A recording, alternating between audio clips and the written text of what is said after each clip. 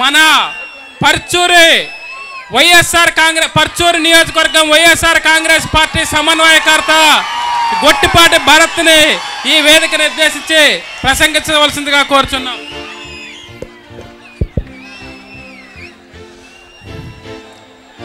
ప్రజా సమస్యల కోసం అనునిత్యం పోరాడే ప్రతిపక్ష నేత మన ప్రజాపక్ష నేత వైఎస్ జగన్మోహన్ రెడ్డి గారికి ఒక్కసారి మీరందరూ కూడా స్వాగతాలు తెలియజేసుకోవాలా.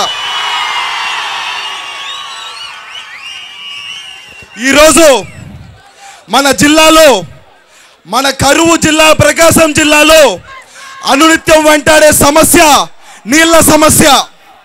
ఈ నీటి సమస్యని ఏమాత్రం పట్టించుకోని నేత ఎవరంటే చంద్రబాబు నాయుడు. ఒక దద్దమ్మ చంద్రబాబు నాయుడు. నీ కొడుకు మొన్న 2 నెలలు అమెరికాలో ఉన్నాడు. 15 కోట్ల రూపాయలు ఖర్చు పెట్టాడు. ఆ 15 కోట్ల రూపాయలతో మన జిల్లా మొత్తం మినరల్ వాటర్ ప్లాంట్లు కూడా పెట్టవచ్చని చెప్పి కూడా మీ అందరికీ తెలియజేసుకుంటున్నా. సిగ్గుండాలి అతనికి. కొడుకును ఊరి మీద వదిలి మన అందరి దగ్గర నుంచి డబ్బులు దోచుకొని ఆఖరికి ఏం చేస్తున్నారు? అబాసుపాలైపోయిన కిడ్నీ వ్యాధిగ్రస్తుల్ని ఆదుకునే నైతికత కూడా లేని చంద్రబాబు నాయుడు ఏం చేయాలి? మనందరం కూడా ఏం చేయాలా?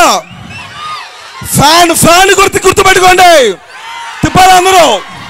మీరందరూ కూడా మనందరి కోసం అనునిత్యం పోరాడే మన నేత ఈరోజు నీళ్లలో ఫ్లోరైడ్ పొటాషియం కంటెంట్ ఎక్కువ ఉండటం వల్ల కిడ్నీ బాధతో బాధపడుతున్న వాళ్ళందరికీ కూడా అండగా నిలవడానికి వస్తున్నాను అని చెప్పి మనం ప్రకటించిన గానిలే తూతూ మంత్రంగా వాళ్ళు 3 డయాలసిస్ యూనిట్లు పాస్ చేసినట్టు జీవో పాస్ చేశాడు. ఆ మాత్రం భయం ఉండాలా జగన్మోహన్ రెడ్డి గారంటే? మీరందరూ కూడా గుర్తుపెట్టుకోవాలా. వాళ్ళందరికీ మనం అండగా ఉండాలి. మన నేత మన అందరి కోసం ఎట్టి పరిస్థితుల్లో ఏ సమస్యలు ఉన్నా కూడా మన కోసం వచ్చి పోరాడే నేతను మనం ఎన్నుకోవాలి. ఇక్కడే నీళ్లు 15 ట్యాంకర్లు పంపిద్దామా చంద్రబాబు నాయుడికి రోజు తాగమని? తాగుతాడా? వాళ్ళ కొడుక్కి నైట్ మందులోనే కలుపుకుంటాడా వాడు? మీరందరూ బుద్ధి చెప్పాలా. ఈసారి కాన్స్టిట్యున్సీలోకి వస్తే కాలర్ పట్టుకొని లాగాల. మీరందరూ కూడా గుర్తుపెట్టుకోండి.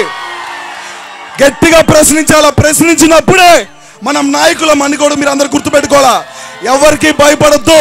మేమందరం కూడా మీకు అండగా ఉంటాం. మీ అందరి కోసం పోరాడతాం. జగన్మోహన్ రెడ్డి గారి నాయకత్వంలో, వాసు గారి నాయకత్వంలో, వైవి సుబ్బారెడ్డి గారి నాయకత్వంలో మీ అందరితో కూడా నడుస్తాం. మన జిల్లాలో అన్ని సీట్లు కూడా సాధించే విధంగా అందరం కృషి చేస్తామని చెప్పి కూడా తెలియజేసుకుంటూ సెలవు తీసుకున్నాం. జై హింద్.